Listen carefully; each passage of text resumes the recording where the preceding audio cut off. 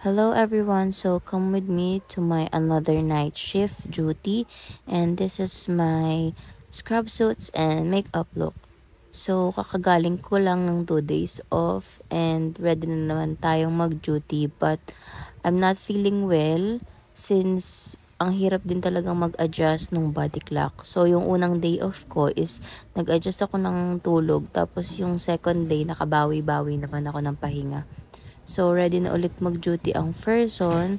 As usual, before tayong mag-start is linisin muna natin yung area para comfortable nga gumalaw. Kaya pagpasensyahan nyo na ako medyo malat or matamlay ako dito sa video na to. So, feeling ko kasi yung sunod-sunod na night duty ko is bumababa yung immune system ko. Tapos humihina yung katawan ko. I don't know if nag-overthink ako or yun talaga yung nangyayari sa katawan ko. So, after ko mag-receive ng endorsement is meron ng admission from OR. Mga pasyente naman na na-receive ko ngayon is yung tatlo doon is old patient ko na bago pa ako mag-day off. So, hindi naman ako ganun mangangapa kasi nga alam ko na yung kanilang history and ba't sila na-admit. Pero, meron pa ding mga bagong orders ng mga doktor na na-add. Kaya, of course, nag-adjust pa ako ng konti. So, sa duty ko na to is nagkaroon ako ng 2 pasyente na for discharge and 2 patients na for admission. So, ang maganda naman dito sa may ward sa baba is semi-private and private rooms yung meron. So, lahat din ng case ay pwede kong ma-encounter dito. So, ayan, inaayos ko na yung chart niya.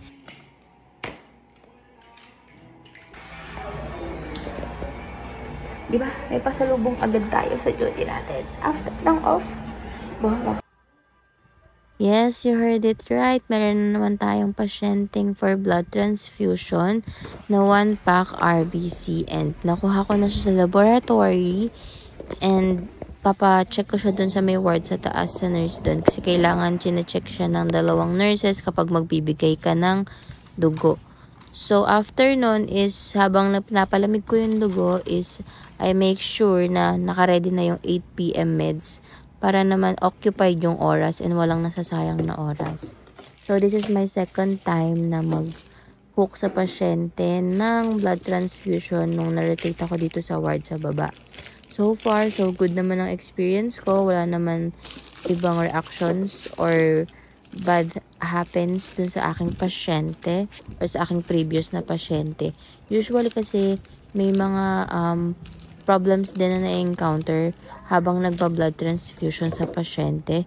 Pwedeng magkaroon ng reactions yung pasyente or pwedeng magkaroon ng clotting dun sa dugo habang nagta-transfuse.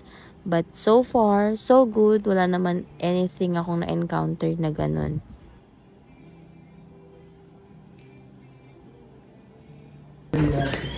Dali na, mag-hi na kayo, oh. Ano ba? Dali na. Asan na? Hi! Ano gusto mo sabihin? Wala yun. Dali, yung pakatao naman ng malambot ng galawan. Taas mo isang paa mo. Taas mo. Ganon, taas mo, ganon. Ayan!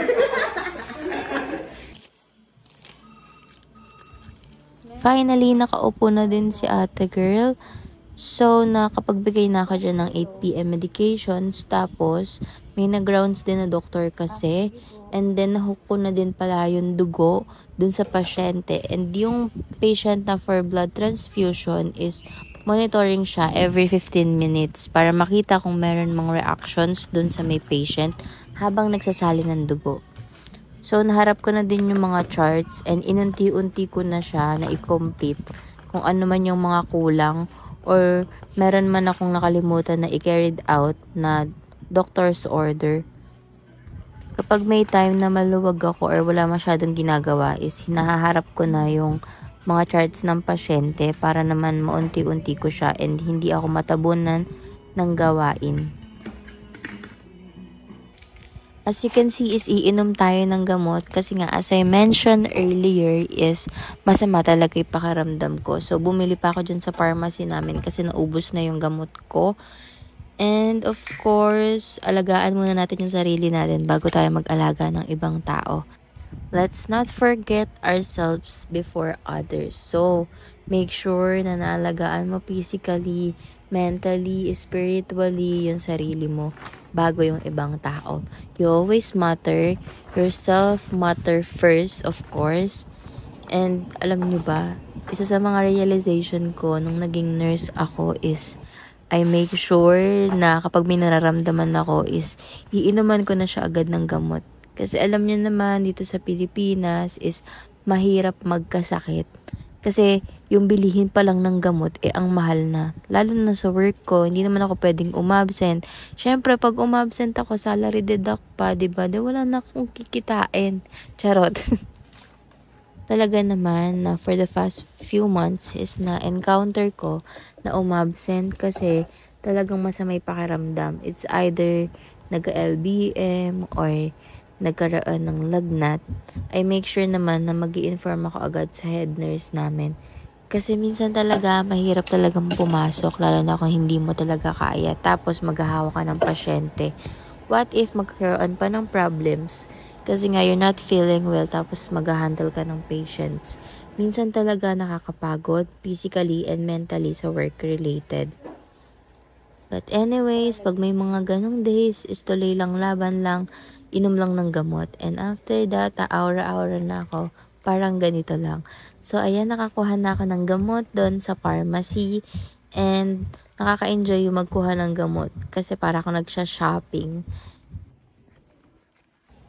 For the past few months din, masasabi ko na madami na akong life realization as an individual and as a nurse dito sa may aking work. And masasabi ko naman na nadagdagan na din talaga ng experience yung aking sarili and life lessons na din. And ayun nga, meron talagang times, high and low days dito sa aking work na may time na excited talagang mag-work, may time din na falling apart na kasi nakaka-burnout din. May times talaga na mababurnout ka sa work, lalo na kapag nakaka-toxic na. It's either sa work or sa work environment. But anyways, thank God kasi patuloy pa din akong nakakapag-work. Yun nga lang, mas matatag na personality na compare nun. Dati kasi parang ang soft person ko nung bago-bago ako. Pero ngayong nagtagal na ako, I just let things aside. Or kung ano man yun, is minsan dead man na lang. Minsan immune din kasi ako. Lalo na sa pagod or sa burnout. Minsan, kailangan ko na lang umiyak or mag-voice out sa iba. Isa din sa natutunan ko is don't be comfortable and overshare to other people, lalo na if hindi mo talaga kilalang kilala sila. Kasi naman, hindi sa lahat ng oras, they are true and genuine to you. So, kapag may mga problems ako, it's either, of course, kay God tatakbo, mag-voice out sa boyfriend, and also sa college friends. Kasi normal naman talagang ma-burn out or you may feel low days because tao ka lang din naman. Lalo na kapag bago ka, you feel unmotivated and discouraged kapag may mga bagay na hindi ka sure tapos parang alam mo wala kang progress. Pero of course, meron because small steps is still a progress. And talagang God is good kasi meron dun sa may workplace ko na sobrang mag-motivate ng mga ka-workmates and sobrang kong na-appreciate sila dun. Like, mafe-feel mo talaga na they are really true and genuine to you. Guys, merong lugaw. Kaya bibili ako. Kasi nagugutom ako. Hindi ko alam kung bibili ako or sa bahay na lang kakain. Bibili na nga ako ng lugaw.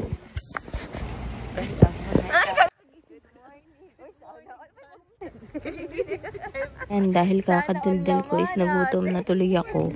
So, ayan, finally meron na yung lugaw at tatlong atay. So, if you're around San Isidro, tapos makita niyo tong si Kuya, solid yung lugaw niya kasi meron ng chicken skit, may tofu na, meron ng egg, tsaka may atay. Sobrang sarap. Promise, ito yung binabalik-balikan ko tuwing umaga.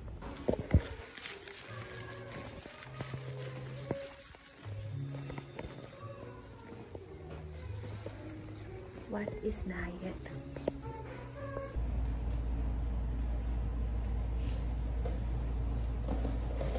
So this is the last clip that I'm going to share, and it's a reminder to everyone na be kind to others kasi it won't cost anything naman.